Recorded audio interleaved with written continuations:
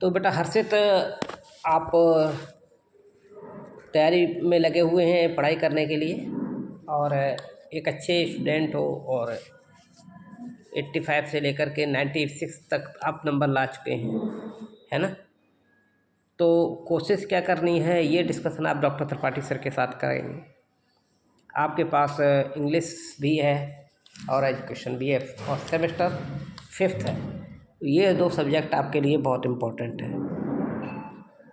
तो ये जो है कॉमन मिनिमम सिलेबस है यूपी स्टेट यूनिवर्सिटी के लिए अकॉर्डिंग नेशनल एजुकेशन पॉलिसी 2020। इसमें हम सबसे पहले इंग्लिश की बात करते हैं अगर, तो फिक्शन आपके कोर्स में है ना। तो ये चीज़ जो मैं आज बताने जा रहा हूँ, तो ये और भी छत्रपति शिवाजी महाराज विश्वविद्यालय से संबंधित बच्चे होंगे, वो भी इसको आसानी से समझ सकेंगे। तो आपके माध्यम से मैं औरों तक भी ये बात पहुंचाना चाहता हूं। तो इसमें आप देखेंगे कि लिटरेरी टर्म्स है एलिमेंट्स ऑफ नोवेल। पहले पार्ट में जब हम देखते हैं तो इसमें देखते हैं एलिमेंट्स ऑफ नोवेल के बारे में कि नोवेल के कौन से तत्व हैं, इनको हम जानने की कोशिश करेंगे, आपके सिलेबस में है। फिर ये एक तरीके से लिटरेरी टर्म्स हैं, लिटरेचर में किन टर्म्स को हम प्रयोग करते हैं। तो introduction to the chapter, long answer भी हैं इसमें, लॉन्ग क्वेश्चन के आंसर भी हैं और शॉर्ट आंसर भी है केवल। तो एलिमेंट्स ऑफ नोवेल क्या है, तो इसके बारे में आप केवल समझेंगे और इसे सीख जाएंगे धीरे से, तो आप पेपर में लिख लेंगे।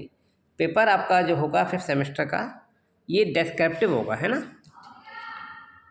अब अर्लियर ट्रेंड्स इन फिक्शन, पहले फिक्शन में किस तरीके के टर्म्स को प्रयोग किया जाता था, थोड़ा सा आप ये भी जान लेंगे इसमें।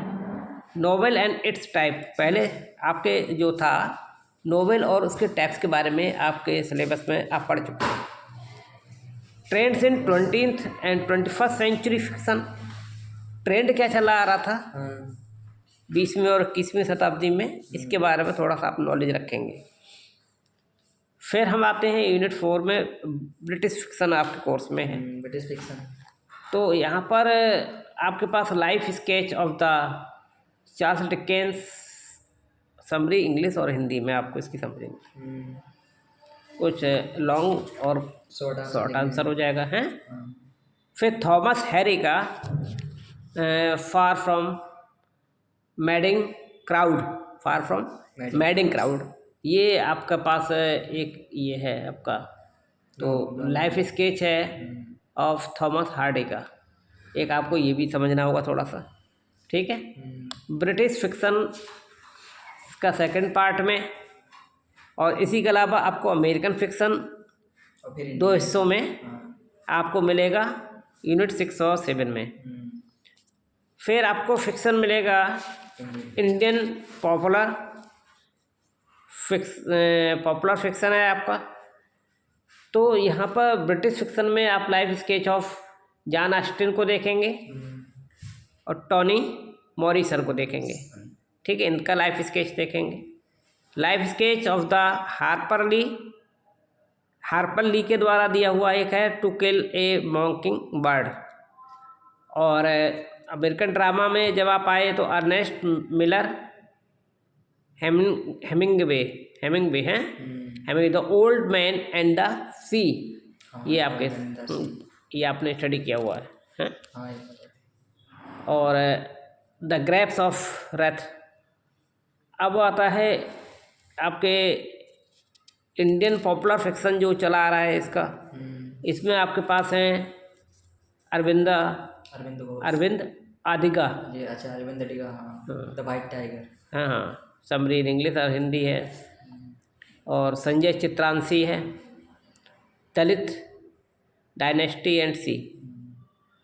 और डॉलर बहू हैं शुद्ध मल्टी, ये है डॉलर बहू, सारे नॉवेल से हैं। हाँ, तो एलिमेंट्स ऑफ नॉवेल के बारे में थोड़ा सा आप ये समझ लें कि क्या है कि a novel is a piece of long narrative in literary prose जो पार्ट होता है उसका एक लंबा उसका एक ये लॉन्ग रूप में नैरेटिव है, तो नॉवेल। तो narrative prose is meant to entertain and tell a story. एक वो स्टोरी सुनाने का एक लंबा तरीका होता है। हाँ, और एंटरटेनमेंट आपका हो जाता है एक तरीके से। इसमें 80,000 से लेकर के 1,20,000 शब्द तक हो जाते हैं नॉवेल। नॉवेल को एक तरीके से उपन्यास भी हम लोग कहते हैं, है ना। अब इसमें जो टर्म्स को प्रयोग करते हैं, हम एक प्लॉट शब्द को प्रयोग करते हैं।